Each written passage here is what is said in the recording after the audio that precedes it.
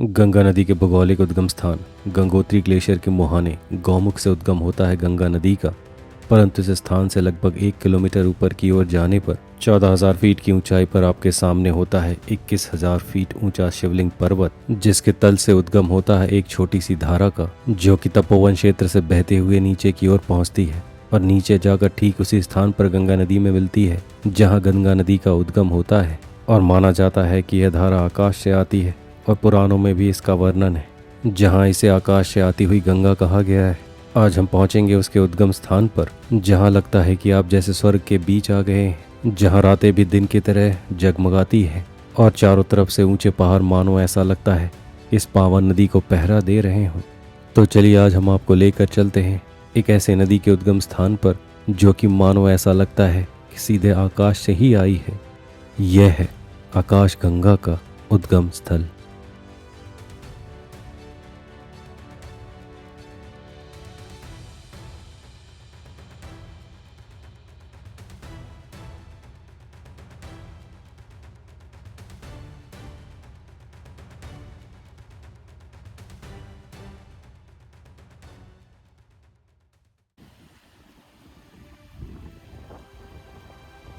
स्वागत है आपका आज के इस खास एपिसोड में। दोस्तों, लगभग 1 महीने पहले हम आपको गंगा नदी के उद्गम गौमुख के कठिन सफर पर लेकर गए थे और उस स्थान को अभी आप मैप पर देख सकते हैं। परंतु अपने इस यात्रा में हम और आगे गए थे, जो कि गौमुख से लगभग 1000 मीटर की ऊंचाई पर मौजूद है। भले ही मैप पर यह रास्ता छोटा दिख रहा हो, पर यह एक खड़े पहाड़ पर है जिसे बहुत ही कठिनाई से चढ़ा जाता है। और वहां जाने का कारण यह है कि वहां से एक ऐसी पावन धारा बहती है जिसका कि वर्णन स्कंद पुराण में भी है। और उस धारा या नदी का नाम है आकाश गंगा। माना जाता है कि शिवजी की जटाओं से सीधे यह धारा पहुंचती है नीचे की ओर। शायद इसीलिए जिस ऊंची पहाड़ी के तलहटी पर हम जा रहे हैं, उस पहाड़ी को माउंट शिवलिंग ही कहा जाता है। तो चलिए आज के इस बहुत ही खास एपिसोड में हम आपको लेकर चलते हैं गौमुख से लगभग 1 किलोमीटर ऊपर तपोवन में, जहां है माउंट शिवलिंग और वहीं से उद्गम होता है आकाश गंगा नदी का।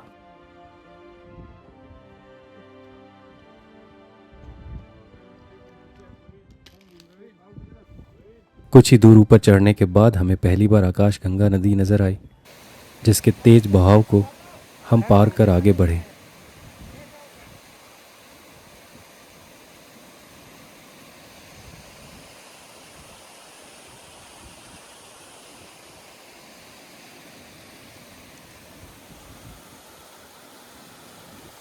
गौमुख से तपोवन की चढ़ाई इतनी खड़ी और कठिन थी कि उसे फिल्मा पाना और साथ में चढ़ना बहुत ही मुश्किल था, और साथ ही बर्फबारी भी शुरू हो गई थी। तो हम आपको सीधे तपोवन पहुंचने के बाद की आगे की तस्वीरें ही दिखा रहे हैं।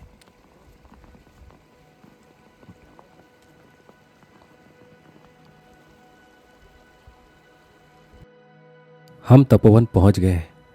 तपोवन समुद्र तल से लगभग 14,400 फीट की ऊंचाई पर है और यह एक बहुत ही सुंदर पहाड़ी मैदान है, जो कि गंगोत्री ग्लेशियर के ठीक ऊपर माउंट शिवलिंग के आधार पर बसा है।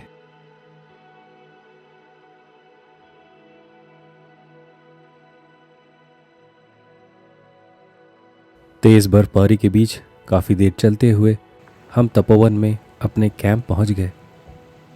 और तपोवन में हमारा कैंप ठीक आकाश गंगा नदी के बगल में ही है, क्योंकि यहाँ इस ऊंचे और सभ्यता से दूर इस इलाके में पानी का सिर्फ यही स्रोत है।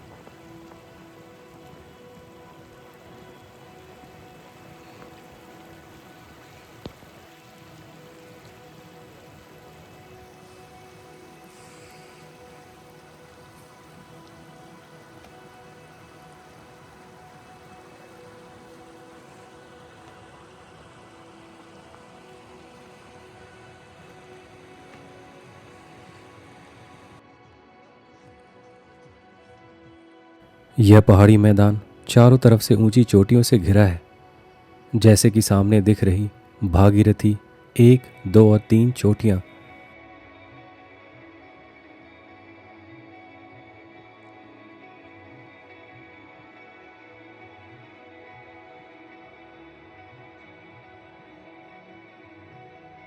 मेरू पर्वत।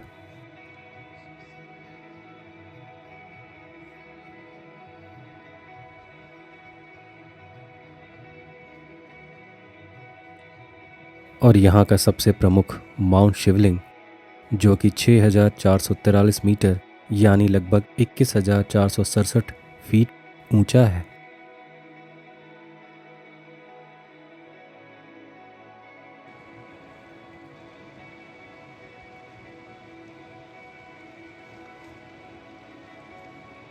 और इसी के तल से जन्म लेती है एक छोटी सी धारा, जिसे कहते हैं आकाश गंगा।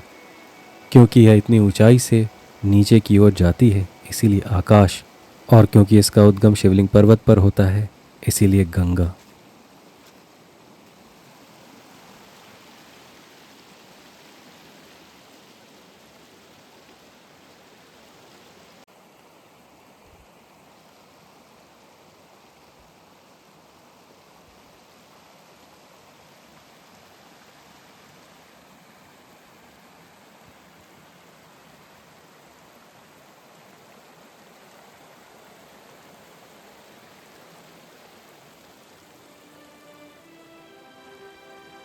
कल सुबह हम इस धारा के साथ चलते हुए आपको लेकर जाएंगे नीचे, और आपको दिखाएंगे कि कैसे यह आकाश गंगा नदी अपने छोटा सा सफ़र पूरा करने के बाद उसी निश्चित स्थान पर पहुंचती है जहां गौमुख से गंगा नदी का उद्गम होता है।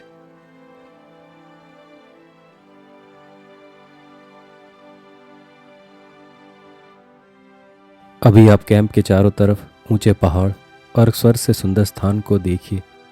ऐसा मनोरम दृश्य कठिनाई से ही दिखने को मिलता है।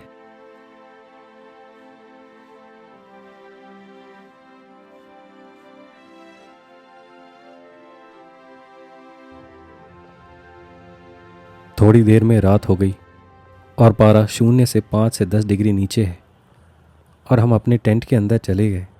परंतु आज पूर्णिमा है और चंद्रमा अपने पूर्ण सुंदरता पर है, और जब चंद्रमा से टकरा कर वापस आती किरण बर्फ के पहाड़ों पर पड़ती है, तो ऐसा लगता है मानो आप इस दुनिया में हैं ही नहीं।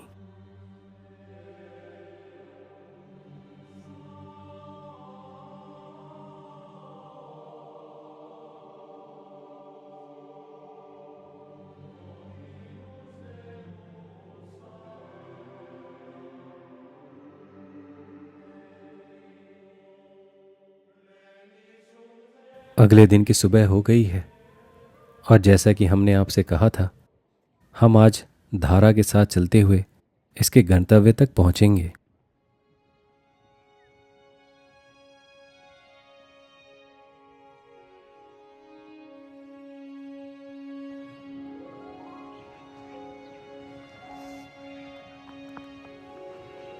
अभी आप देख सकते हैं सामने महान शिवलिंग पर्वत को और उसकी जटाओं से निकलती हुई आकाश गंगा नदी।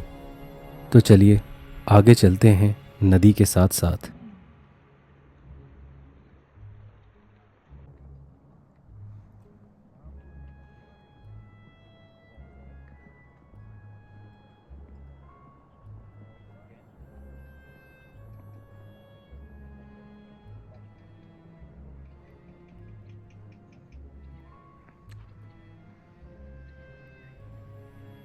तपोवन जहाँ अभी हम हैं, वह धार्मिक मान्यताओं के अनुसार यह एक पावन भूमि है जहाँ प्राचीन काल में कई ऋषि मुनि कठोर तपस्या करते थे। आज भी यहाँ की हवा में एक अनोखी शांति है।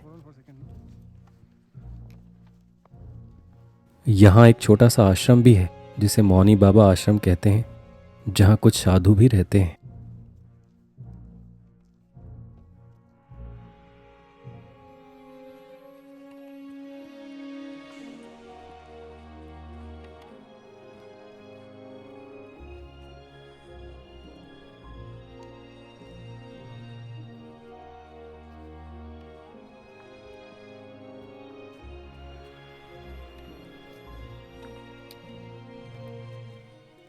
यह एक विशाल समतल घास का मैदान है जहाँ गर्मियों में सुंदर पहाड़ी फूल खिलते हैं और बाकी समय यहाँ बर्फ का पहरा रहता है।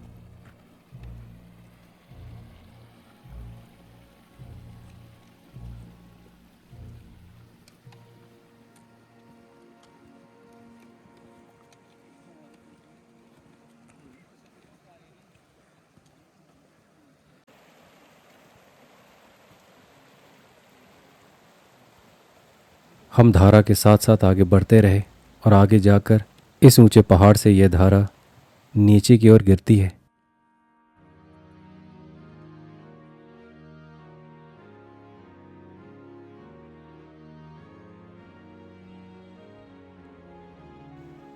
हम लगभग धारा के साथ साथ ही ऊंचे पहाड़ से नीचे काफ़ी खतरों से भरे तीखे ढलान से नीचे उतरेंगे।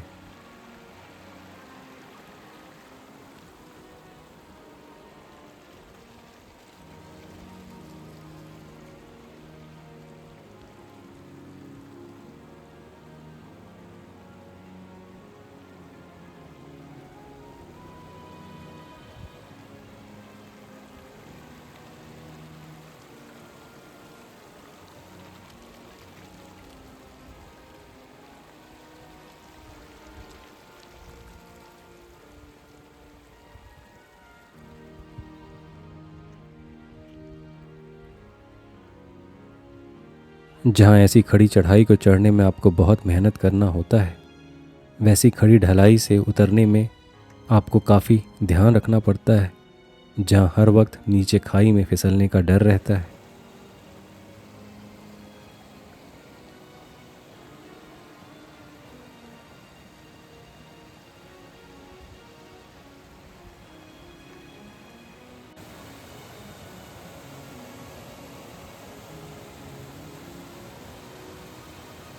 आप इस स्थान से साफ देख सकते हैं कि कैसे यह आकाश गंगा की धारा नीचे दिख रही गंगोत्री ग्लेशियर से जाकर मिलती है, वह भी ठीक उसी स्थान पर जहाँ गौमुख है।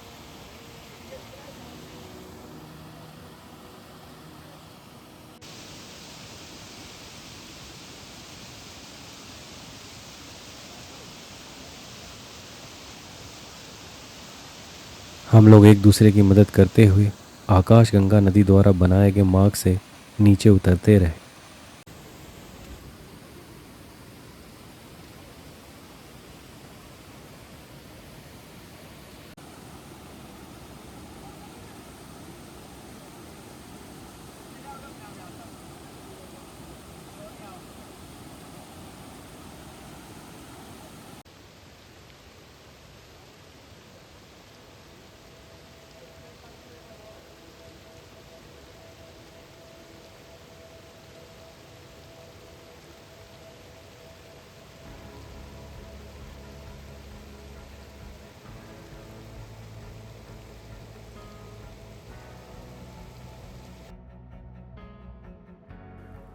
खैर, हम कुछ घंटों में नीचे उस स्थान पर पहुंच गए जहां गंगोत्री गौमुख का मुहाना है।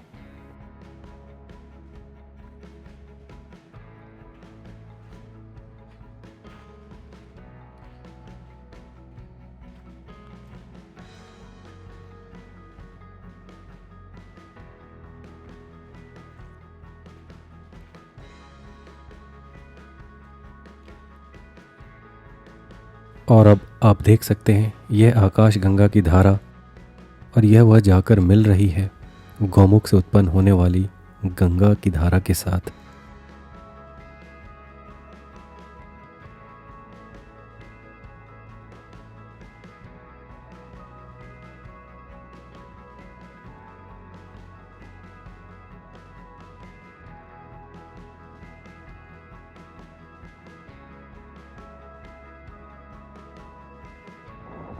आप ऊपर से होते हुए इस संगम को और आसानी से देख सकते हैं। तो क्या आकाश गंगा ही वह गंगा की धारा है जिसका वर्णन हमारे पुराणों में है? शायद हाँ। और इसी के साथ आपसे विदा लेते हैं, इस वादे के साथ कि अगले हफ्ते आपसे फिर मुलाकात होगी। तब तक के लिए नमस्कार।